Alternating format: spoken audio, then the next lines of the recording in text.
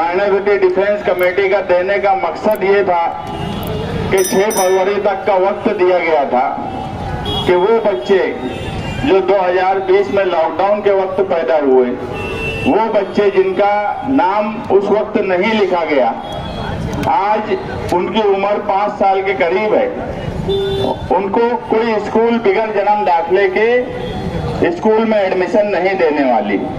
हमने 6 फरवरी तक का वक्त दिया, मगर अभी तक उन बच्चों के जन्म दाखिले के ताल्लुक से प्रशासन ने, सरकार ने हमें कोई ऐसा भरोसा नहीं दिलाया कि उनका एडमिशन हो जाएगा। जबकि राइट टू एजुकेशन एक्ट बच्चों को तालीम का हक नहीं कानून बनाए। अगर ये बच्चों का आज एडमिशन नहीं हुआ तो अगले साल 6 साल के हो जाएंगे, कोई बड़ी प्राइवेट स्कूल इनका एडमिशन नहीं लेंगे। इनका तालीमी नुकसान का जिम्मेदार कौन? ऐसे कई सवालात हैं। इसके अलावा यहाँ बच्चे वो भी हैं जिनकी माँ जेल में है। आप सोचिए, वो 4-4, 5-5 साल के बच्चे जिनकी माँ आज सेंट्रल जेल में सलाखों के पीछे है, उन पर क्या बीत रही होंगी। हमारे भी घर में बच्चे हैं, मेरे भी बच्चे हैं, आसिफ भाई के भी बच्चे हैं, यहाँ बैठे हुए तमाम ही लोगों के छोटे बच्चे जरूर होंगे। अगर हम ये तस्वीर कर ले कि हमारे घर में हमारे बच्चों की माँ जेल की सलाखों के पीछे चली जाए, वो भी कोई गुनाह ना हो। मैं इससे पहले भी बोला कि इस शहर में ये तो हुआ है कि मर्दों के साथ के वो बेगुनाह जेल गए, मगर मालेगांव की तारीख में पहली बार ऐसा हुआ है कि बेगुनाह औरतें जेल में जा रही हैं। इस पे ही बस नहीं रहा, जो कानून के रखवाले थे, जो कानून को जानते थे, उनके ऊपर भी अब कहीं न कहीं आरोपी उन्हें बना दिया गया। शहर को बदनाम किया जा रहा है। आप देखिए, नासिक में कल 8 बांग्लादेशी पकड़े गए। जब वो खबर में पड़ रहा था तो पुलिस डिपार्टमेंट ने कहा कि खुफिया ऑपरेशन चलाया गया और उस खुफिया ऑपरेशन से 8 बांग्लादेशी नासिक में मिले। कोई किरीट सुमैया, मुख्यमंत्री, बीजेपी के कोई लीडरान का बयान आया, नासिक में 8 बांग्लादेशी मिले। कभी भी आप एक बात ध्यान रखिए कि चोर को पकड़ने के लिए शोर नहीं किया जाता। अगर शोर किया जा रहा है तो यहाँ चोर नहीं है। ये सिर्फ मालेगांव के मुसलमानों से दूसरी कौम के लोग नफरत करें बांग्लादेशी के नाम पर, सिर्फ यही मकसद है बीजेपी के लीडरान का।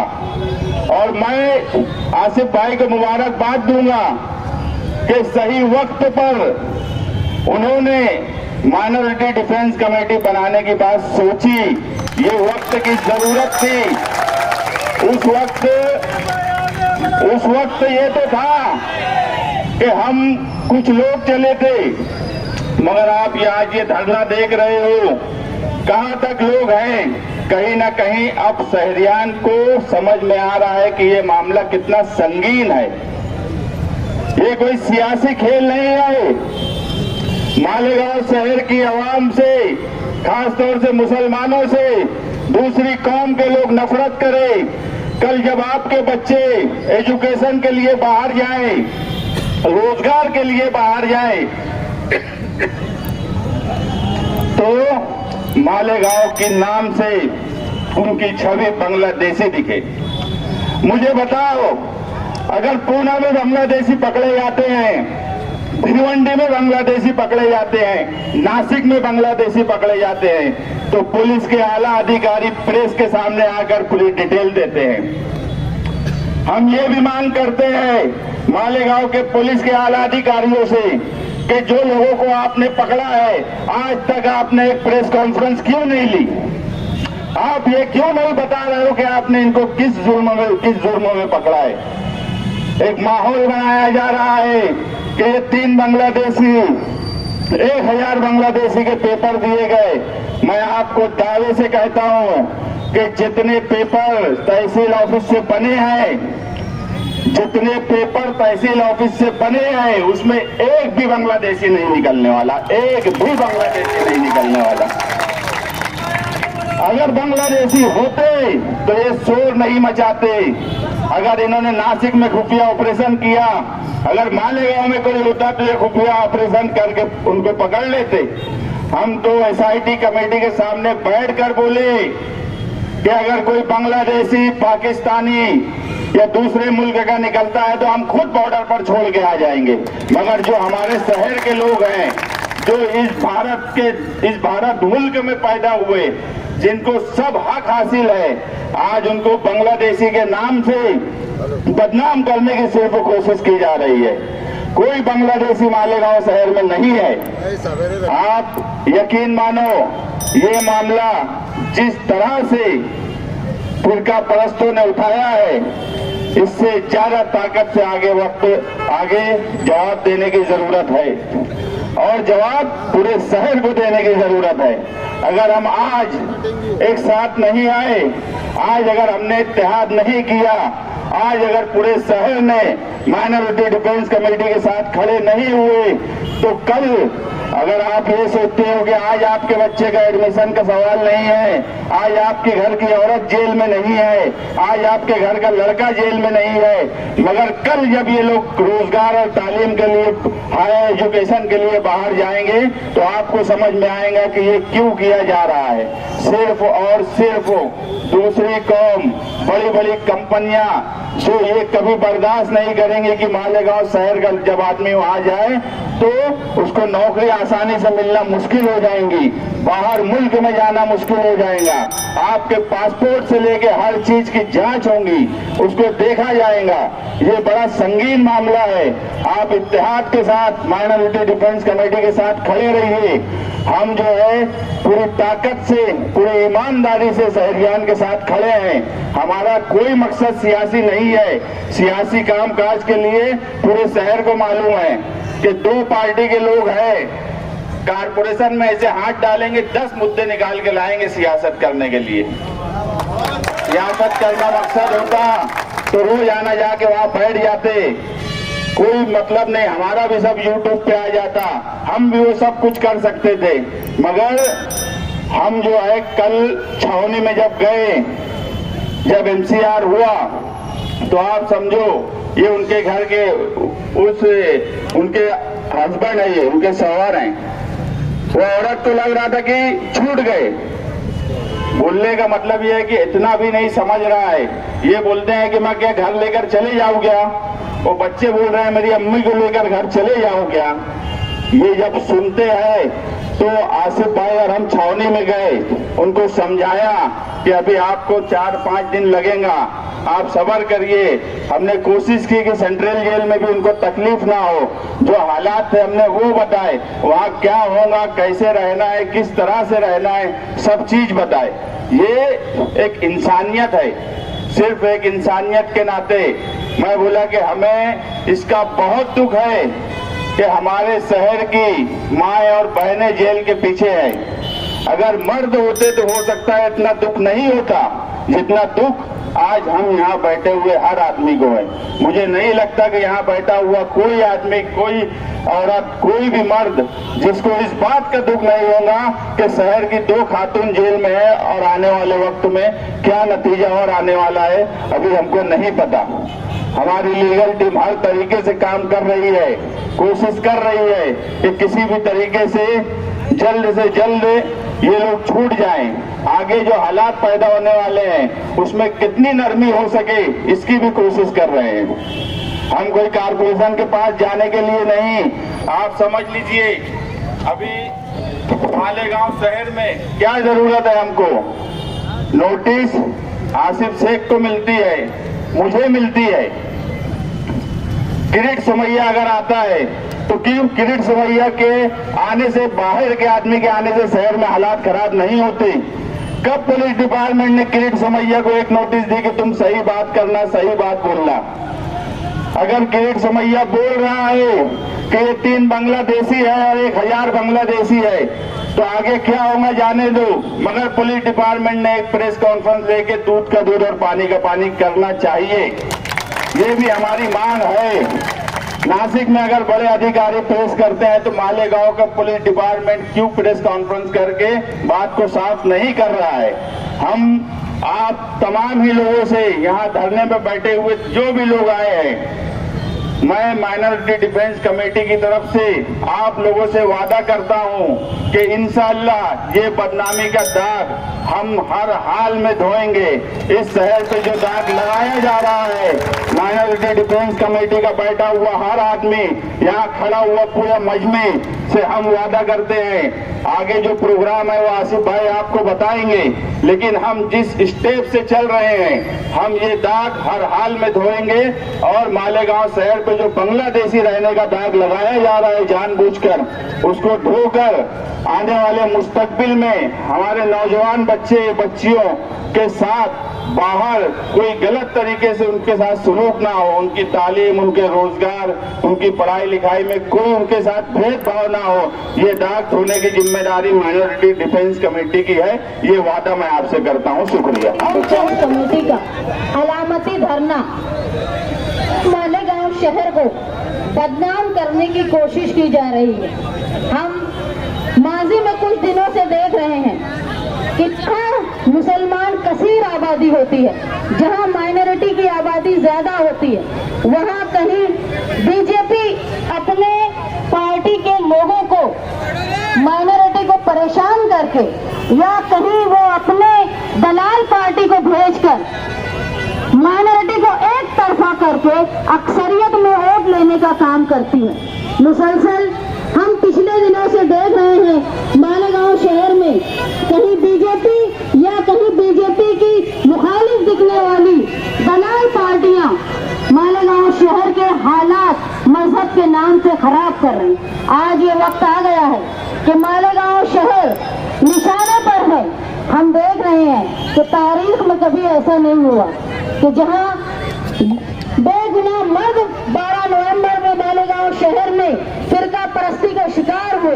वहीं दुख की बात यह है कि आज 2 खातून जो जेल की सलाखों के पीछे हैं, मासूम बच्चों की माएं, आज आप देख रहे होंगे कि बेगुनाह खवातीन जो जेल में हैं, उनके साथ ऐसी भी हैं जो शहर में मुसलसल परेशान हैं, जिनके घर पुलिस स्टेशन से फोन जा रहे हैं, उनसे कागजात मंगाए जा रहे हैं। कुछ बुजुर्ग खवातीन और मर्द की ये हालत है कि वो बीमार हो गए इस फोन और इस डर से कि हमको अब कागज क्या बताएंगे और कहीं हम जेल में तो नहीं जाएंगे। मैं अल्लाह की बहुत शुक्रगुजार हूँ कि अल्लाह ने हमको ये ज़र्फ दिया कि हम जुल्म और ज़्यादती के खिलाफ खड़े रहकर आज माइनॉरिटी डिफेंस कमेटी का हिस्सा बने। मैं मानती हूँ जुल्म के खिलाफ खड़े रहकर ताकत से बोलना, ये सलाहियत अल्लाह सबको नहीं देता। हम देख रहे हैं कि कुछ लोग जुल्म के खिलाफ खामोश रहकर, जिनकी खामोशी ये मुजरिमाना खामोशी है। कहीं ना कहीं हम ये मानते हैं जहां बीजेपी के लोग दलाल शोर कर रहे हैं, वही जिनकी जिम्मेदारी है वो दलाल खामोश बैठे हुए। ये याद रखें, शहर के आवाम के साथ साथ तुमको अल्लाह को भी मुंह दिखाना है। उस वक्त जब अल्लाह की लाठी तुम पर बरसेगी, उस वक्त तुम जवाब देने के काबिल नहीं रहोगे। इसलिए बेहतर है कि जिस तरह फलस्तीन पर जब हम जुल्म होता है तो हम मुखालफत करने के लिए खड़े होते हैं, जब अफगानिस्तान पे जुल्म होता है तो हम मुखालफत करने के लिए, एहतजाज करने के लिए खड़े होते हैं। यहाँ तक के चीन में, जापान में जब अर्थक्वेक आता है तो हम वहाँ भी दुख की बात करते हैं। लेकिन दुख इस बात का है कि जब मालेगांव शहर की 2 खवातीन और सैकड़ों बुजुर्ग खवातीन और नौजवान आज परेशान है, तो हम मुखालफत और एहतजाज करने के लिए खड़े नहीं है। ऐसे लोगों को शर्म के मारे डूब मरना चाहिए। अगर हिंदुस्तान के साथ साथ दुनिया में जहां भी माइनॉरिटी पे जुल्म होता है, वहां आवाज उठाने का काम हम करते हैं, तो मालेगांव मालेगांव शहर में जब जुल्म हो रहा है तो जो लोग खामोश हैं उनको जवाब देना होगा। या हो सकता है जहां इज्जत नफ्स खत्म हो जाती है, खैर खत्म हो जाती है, वहां कोई जवाब दे भी नहीं होता। खैर अल्लाह जिनके इज्जत नफ्स जिंदा रखे। आज हम लोग ये देख रहे हैं कि कहीं साहू परिवार भिवंडी में बांग्लादेशी पकड़े जा रहे हैं, कहीं दिल्ली में बांग्लादेशी पकड़े जा रहे हैं, कहीं बंबई में बांग्लादेशी पकड़े जा रहे हैं, कहीं रामदास बांग्लादेशी पकड़ा जा रहा है तो कहीं मोहम्मद शरीफ बांग्लादेशी पकड़ा जा रहा है। तो जो किरीट सोमैया मालेगांव में आकर नाटक कर रहे हैं, तो मैं ये बोलती हूँ कि ये नाटक करने की बजाय किरीट सोमैया को हिंदुस्तान के फॉरेन मिनिस्टर, हिंदुस्तान के होम मिनिस्टर और हिंदुस्तान के डिफेंस मिनिस्टर से इस्तीफा मांगना चाहिए कि ये कैसे हिंदुस्तान में बांग्लादेशी आ रहे हैं। जिम्मेदारी किसकी है? हुकूमत हिंदुस्तान की, उन बॉर्डर फोर्सेस की जिम्मेदारी है कि बांग्लादेशी हिंदुस्तान में आ रहे हैं। और आप मुसलसल देख रहे हैं जिनकी हुकूमत है उन्हीं के कारिंदे दूसरे शहरों में बांग्लादेशी ढूंढ रहे हैं। तो उनका काम है पहले अपने मिनिस्टर से पूछें कि बॉर्डर फोर्सेस, डिफेंस मिनिस्टर ये क्या कर रहे हैं। हिंदुस्तान में बांग्लादेशी अगर आ रही है तो फौज भी कहीं नाकारा हो गई है कि हमारी इंटेलिजेंस एजेंसी भी नाकारा हो गई।